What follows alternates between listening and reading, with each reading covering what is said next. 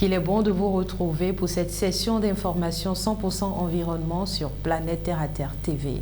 Lundi 22 mai 2023, journée mondiale de la biodiversité. Mesdames et messieurs, bonsoir. De l'accord à l'action, reconstruire la biodiversité, c'est le thème de cette édition pour cette année 2023 de la Journée mondiale de la biodiversité. Elle coïncide cette année avec le 30e anniversaire de l'adoption de la Convention des Nations Unies sur la diversité biologique. Notre rédaction a tendu son micro à quelques citoyens béninois. Biodiversité, quelle utilité pour la vie humaine, selon vous?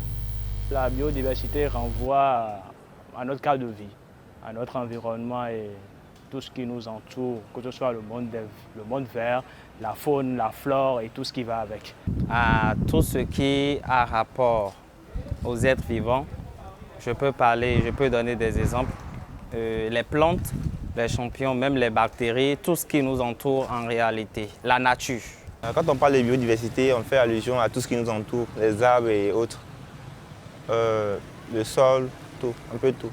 C'est tout ce qui nous entoure, peut-être les arbres, l'environnement, en tout cas tout ce qui nous entoure quand même. La biodiversité, selon moi, est en quelque sorte tout ce qui nous entoure, tout ce qui se trouve dans la nature. La biodiversité, c'est tout ce qui nous entoure. Par exemple, l'eau, la flore, les arbres, les animaux, etc. Tout d'abord, c'est l'environnement. C'est tout ce qui nous entoure. En termes d'utilité, si je prends par exemple un arbre, je sais que les arbres nous permettent d'avoir de l'air que nous respirons. Et c'est très important pour la vie de l'homme. À part ça, encore sur l'arbre, je sais qu'il y a certains arbres qui nous permettent quand même de vivre parce qu'avec ces arbres-là, nous pouvons avoir des médicaments, des trucs là pour la santé, pour la guérison. C'est très très important pour nous parce qu'elle joue beaucoup de rôles. Elle nous permet de guérir des maladies, surtout les arbres. Oui. Et il nous permet aussi de vivre. L'arbre permet à l'homme de respirer de l'air purifié. Ça purifie de l'air pour nous. Et puis aussi, l'arbre, à travers les arbres, nous pouvons avoir... Les arbres ont des vertus médicinales. Ça nous permet de nous soigner et autres, plein de choses. C'est le bien-être en réalité de l'homme dans la nature. Djinoukoum, réseau national pour la gestion durable des ressources génétiques au Bénin, a célébré, tel un éveilleur de conscience avant l'heure, samedi dernier, la journée mondiale de la biodiversité. De l'accord à l'action, en quoi l'UPOV 1991 pourrait-elle reconstruire la biodiversité? UPOV 1991, signification, enjeu, risque, conséquences. À qui profite-t-elle? Aude Myriam Salanon et Julien Tondjo pour le reportage. La question qui nous réunit ce matin n'est pas moins liée à l'environnement et la biodiversité. Il s'agit de l'UPOV 91. L'Union pour la protection des obtentions végétales de 1991 est un sujet à polémique. Le réseau Djinoukoum entend lever le voile sur ce dernier afin de permettre à chacun de comprendre de quoi il s'agit en réalité. Il y a privation de certaines autres personnes de jouir du droit des semences qui est vivant. C'est comme un brevet. 2. On parle d'une semence qui doit remplir des conditions de nouveauté, d'homogénéité, de stabilité. On est venu jusqu'à aller vous dire que la semence doit ressembler à des êtres vivants qui soient les mêmes. C'est une moquerie de la nature. Les lois qui régissent Convention de l'UPOV 91 limitent, détruisent les droits des paysans et ils ont un effet négatif sur la biodiversité ainsi qu'à la sécurité alimentaire. L'échange et la circulation de semences libres dans ce système paysan est très important. Et si on détruit ce système, si on détruit l'échange libre, on aura des effets négatifs pour l'alimentation, pour la sécurité alimentaire en Afrique. Si on parle de l'UPOV, qui parle de la sélection, de la réduction de la biodiversité, c'est une grosse menace. Que des firmes industrielles viennent ici pour dire telle et telle semence m'appartiennent, c'est une violation de la biodiversité. Il est nécessaire de maintenir en effet le système paysan semencier qui est le plus important. Cela va favoriser le développement et l'existence d'une biodiversité agricole enrichissante et protectrice de la planète. Dans beaucoup de pays africains, le système paysan semencier est le système le plus important qui nourrit le continent. Alors les semences qui sont produites, qui sont multipliées par les paysans, c'est les semences qui nourrissent l'Afrique. Toujours à cette conférence, une déclaration co-signée par 35 organisations du Bénin et de l'Afrique a été lue au grand public. Cette note précise en quoi est-ce que l'UPOV 1991 représente un danger pour les pays de l'Afrique en général et pour le Bénin en particulier. C'est Merja Eveja de la Fédération agroécologique du Bénin qui s'est prêté à cet exercice. On l'écoute au micro de Julien Tomjon. L'UPOV est une organisation intergouvernementale qui promeut un système mondial de droits d'obtenteurs. Ses membres accordent aux sélectionneurs des droits des monopoles sur les variétés qu'ils développent, ce qui leur permet d'empêcher d'autres personnes d'utiliser leurs semences sans paiement d'une redevance. L'UPOV affirme que ses membres bénéficient d'un accès à des semences de qualité productive et nutritive. Actuellement, 5 pays africains, Afrique du Sud, Égypte, Kenya, Tanzanie et Tunisie, et l'Organisation ouest-africaine de la propriété intellectuelle OAPI sont membres de l'UPOV. Au nombre des points inscrits à son agenda de la première session de sa 9e législature, le Parlement du Bénin a introduit pour une deuxième fois, après une première tentative infructueuse en 2017, la demande du gouvernement d'adhésion du Bénin à l'UPOV 1991. Cette démarche est inutile et dangereuse. Il n'est pas logique que le Bénin adhère à l'UPOV alors qu'il est déjà membre par l'intermédiaire de l'OAPI.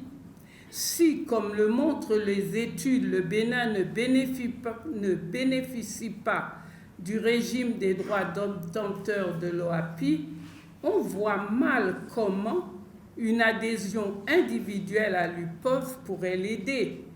Pire encore, si le Bénin adhère à l'UPOV de son propre chef, cela ouvrira probablement le pays à la pression directe de l'industrie semencière mondiale qui est contrôlée à 62% par 4 géants de l'agrochimie, Syngenta, Bayer, BASF, Corteva. Ce sont eux qui ont tout à gagner. Seuls 10 à 20% des semences utilisées en Afrique proviennent de l'industrie semencière. L'élargissement de l'UPOV changera la donne au détriment de la souveraineté alimentaire de l'Afrique. Nous allons à présent à l'international pour parler d'un webinaire qui s'est tenu samedi dernier. Mise en œuvre du cadre mondial pour la biodiversité, défis et rôle des médias. C'est autour de ce thème que le réseau des médias africains pour la promotion de la santé et de l'environnement, RIMAPSEN, a organisé ce webinaire en prélude à la Journée mondiale de la biodiversité. La dernière convention des Nations Unies sur la diversité biologique, la COP 15, a représenté une occasion unique et ultime d'enrayer la perte cruciale de biodiversité. Elle a permis d'adopter 23 objectifs connus sous le nom de Cadre mondial de la biodiversité de Montréal. Basile Van Havre, coprésident du groupe de travail sur l'adoption du cadre mondial pour la biodiversité, Cécile Martin-Phipps, directrice de l'Institut de la francophonie pour le développement durable, et Issa Bado, spécialiste des programmes à l'IFDD, se sont fait le devoir d'entretenir les journalistes fortement mobilisés en ligne. L'engagement principal du cadre mondial pour la biodiversité est de préserver 30% des terres et des mers d'ici 2030. Ce qui fait la différence avec ce cadre, c'est la notion d'avoir des cibles chiffrées qui sont beaucoup plus présentes. Dans le cadre précédent, il y avait une cible chiffrée, celle des 17% d'aires protégées.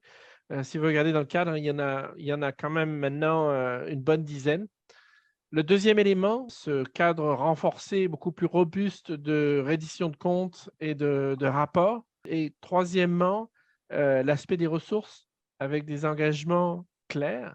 Adopté à Montréal en décembre 2022, le cadre mondial pour la biodiversité représente une opportunité cruciale d'inverser la destruction de l'environnement et la perte catastrophique de biodiversité. Le cadre mondial, ce sont des énonciations, des intentions de réduction des émissions. Les pays ont pris cet engagement à Montréal. Maintenant, ils doivent transformer cet engagement en engagement au niveau national, en mesure et en projet. D'où l'intérêt du webinaire organisé par le réseau des médias africains pour la promotion de la santé et de l'environnement, REMAPSEN, pour davantage engager les journalistes des 4 coins de l'Afrique à jouer leur partition. Vous pouvez réellement mettre en exergue les problèmes qui sont liés à cette perte de la biodiversité, au changement climatique, à la pollution, démontrer aussi pourquoi la protection et la restauration de la biodiversité sont primordiales.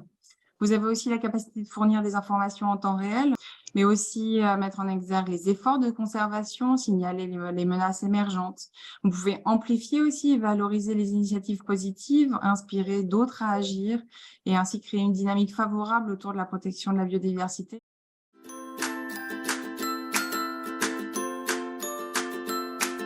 100% Terre » vous fait découvrir les merveilles de la nature pour le bien-être de la peau et des cheveux. 100% Terre, c'est des beurres végétaux, des huiles végétales, des graines et des poudres. Passez votre commande en un clic. «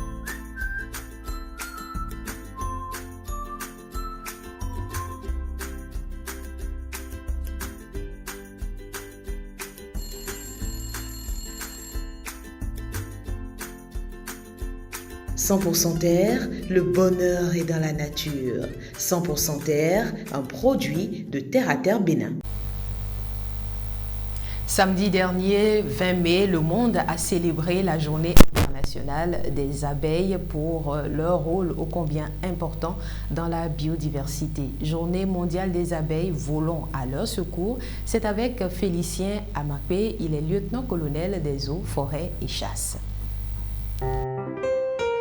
C'est un Slovénien du nom de Daton qui est un des pionniers de l'élevage des abeilles et sa date de naissance était un 20 mai.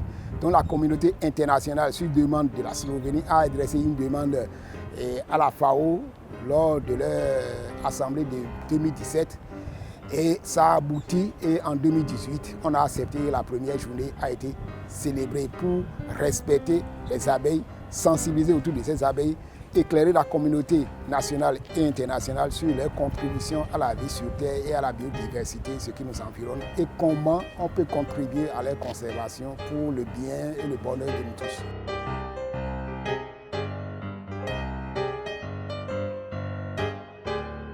Les abeilles sont les pollinisateurs et vous allez constater que plus de 90% des plantes qui ne sont pas cultivées dépendent des pollinisateurs. Et au niveau des abeilles, les abeilles contribuent à plus de 65% de la production des cultures que nous mangeons. Donc sans les abeilles, vous savez que vous ne pouvez pas manger. Et quand on parle de végétaux, c'est la base de la photosynthèse. Et c'est de ça que tous les êtres vivants sur Terre mangent d'une manière ou d'une autre. Donc c'est les abeilles qui contribuent à plus de 65% de cette production de matière nécessaire à la vie. Donc quand on enlève 66% de tout ce qui nous environne, je suis sûr que nous ne pourrons pas continuer à vivre, ni la biodiversité terrestre ne pourra pas subvenir. C'est pourquoi les abeilles sont les plus importantes espèces qui permettent l'animation des écosystèmes naturels et artificiels dans lesquels nous vivons.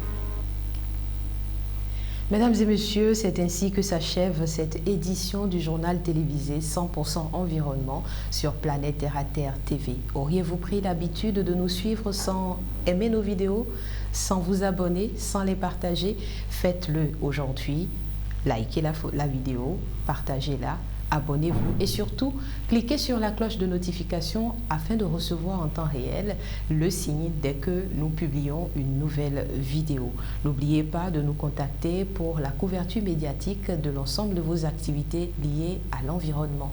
Protégez l'environnement parce que l'environnement, c'est vous. Bonsoir.